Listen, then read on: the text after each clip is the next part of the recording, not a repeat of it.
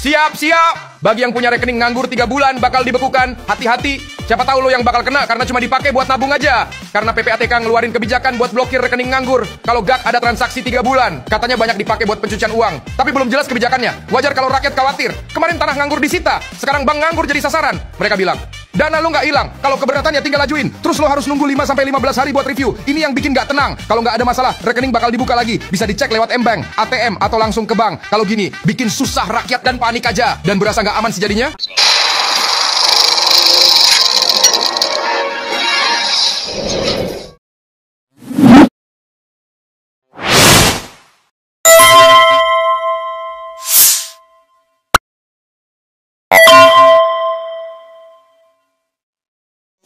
Assalamualaikum warahmatullahi wabarakatuh. Pemirsa, ini kemarahan dari para netizen ya, yang mempersoalkan PPATK.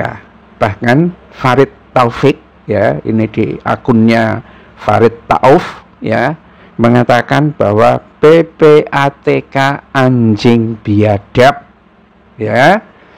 Terus ada yang mengatakan kebijakan goblok yang bikin nyusahin rakyat. Nah, terus ada lagi yang berkomentar, Jumari, Prabowo tolong ambil sikap, presiden bikin sengsara rakyat ya. Pak Prabowo sistemnya dikaji dong. Nah, ada yang mengatakan PKI biadab ya, dan macam-macam ya. Yang intinya adalah mempersoalkan langkah dari PPATK atau kebijakan dari PPATK yang memblokir rekening itu seenaknya ya, hanya 3 bulan saja. Dan apa akibatnya? Warga meregang nyawa karena apa? Rekeningnya diblokir ya, dan dia tidak bisa mengambil uangnya. Apa sebetulnya tujuan dari PPATK untuk memblokir ini? Ini kan memang kurang ajar orang PPATK ini.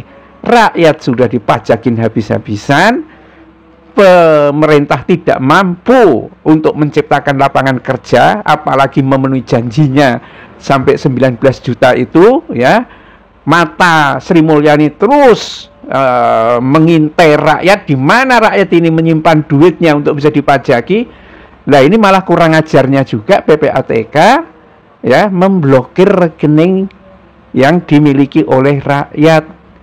Kan kurang ajar banget ini ya, biadab memang tampaknya seperti itu, karena dia tidak memberitahukan lebih dahulu kepada rekening yang diblokir ya kan, asal saja blokir ya, sehingga rakyat tidak bisa mengadu. Kalau misalnya paling tidak ya, ada kasusnya gitu, ada kasusnya ya, rakyat ini melakukan penipuan dan lain sebagainya, kemudian menerima pemberitahuan Anda rekeningnya diblokir karena Anda terlibat dalam tipu menipu.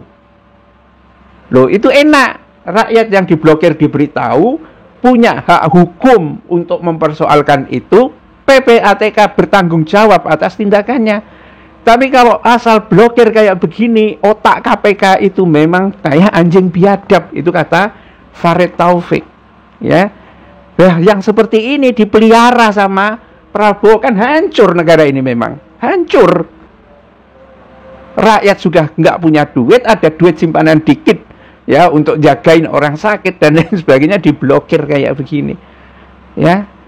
Itu kalau punya kepala kayak begini ini harusnya dibenturkan ke tembok, pecah juga biarin gitu loh ya. Sampai rakyat akhirnya ada yang meninggal karena terlambat obat itu tidak bisa. Dan banyak kasusnya pemirsa ini ya, berita-berita tentang kisah korban blokir rekening PPATK. Ada yang orang tuanya meninggal karena uang untuk berobat tak bisa diambil ya. Tetapi ya inilah langkah pusat pelaporan dan analisis transaksi keuangan ya, yang bikin kita perlu jitak kepalanya PPATK.